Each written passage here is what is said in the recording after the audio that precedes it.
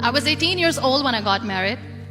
I belonged to a very conservative family, a Baloch family, where good daughters never say no to their parents. My father wanted me to get married, and all I said was, if that makes you happy, I'll say yes. And of course, it was never a happy marriage. Just about after 2 years of getting married, about 9 years ago, I met a car accident. Somehow my husband fell asleep and the car fell in the ditch. He managed to jump out, saved himself. I'm happy for him. But I stayed inside the car and I sustained a lot of injuries. The list is a bit long. Don't get scared. I'm perfectly fine now. Radius ulna of my right arm were fractured. The wrist was fractured. Shoulder bone and collarbone were fractured. My whole rib cage got fractured. And because of the rib cage injury, lungs and liver were badly injured. I couldn't breathe. I lost urinary bowel control. That's why I have to wear the bag wherever I go. But that injury that changed me and my life completely as a person and my perception towards living my life was the spine injury. 3 vertebrae of my backbone were completely crushed and I got paralyzed for the rest of my life. So this accident took place in a far-flung area in the outskirts of a very small province, Balochistan, where there was no first aid, no hospital, no ambulance. I was in the middle of nowhere in that toppled car. Many people came to rescue. They gave me CPR. They dragged me out of the car. And while they were dragging me out, I got the complete transection of my spinal cord. I finally ended up in a hospital where I stayed for 2.5 months. I underwent multiple surgeries.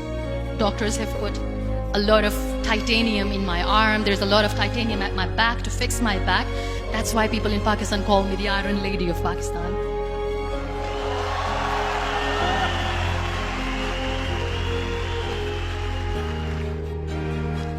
Those 2.5 months in the hospital were dreadful. I will not make up stories just to inspire you. I was at the verge of despair. One day, doctor came to me and he said, well, I heard that you wanted to be an artist, but you ended up being a housewife. I have a bad news for you. You won't be able to paint again because your wrist and your arm are so deformed, you won't be able to hold a pen again. And I stayed quiet. Next day, doctor came to me and said, your spine injury is so bad, you won't be able to walk again. I took a deep breath and I said, it's all right. The very next day, doctor came to me and said, because of your spine injury and the fixation that you have in your back, you won't be able to give birth to a child again. That day, I was devastated. I still remember, I asked my mother, why me? And that is where I started to question my existence. Why am I even alive? What's the point of living? I cannot walk, I cannot paint, fine, I cannot be a mother. And we have this thing in our heads, being women, that we are incomplete without having children. I am going to be an incomplete woman for the rest of my life. What's the point? So my mother said to me, this too shall pass. God has a greater plan for you. I don't know what it is, but He surely has.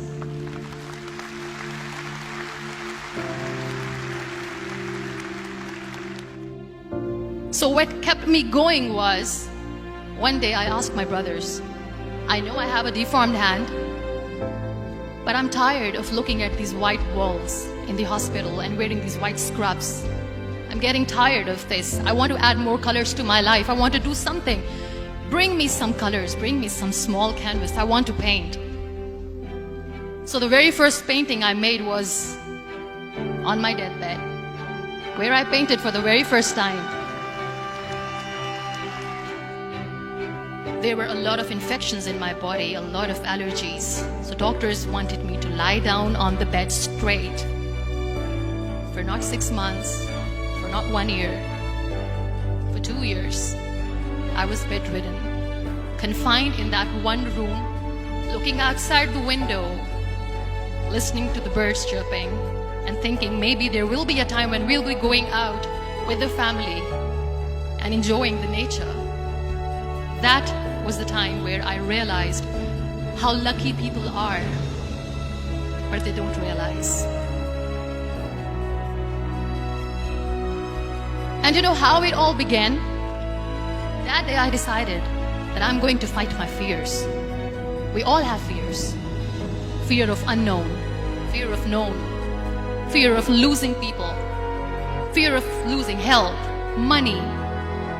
We want to excel in career, we want to become famous, we want to get money. We are scared all the time. So I wrote down one by one all those fears. And I decided that I'm going to overcome these fears one at a time. You know what was my biggest fear? Divorce. Didn't work. But the day I decided that this is nothing but my fear, I liberated myself by setting him free. And I made myself emotionally so strong that the day I got the news that he's getting married, I sent him a text that I'm so happy for you and I wish you all the best. And he knows that I pray for him today.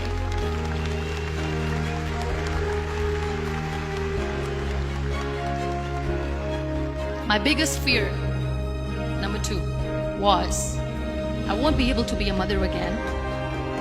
And that was quite devastating for me.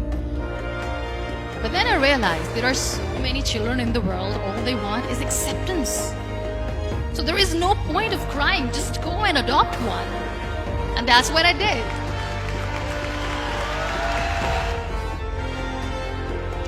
So when you accept yourself the way you are, the world recognizes you.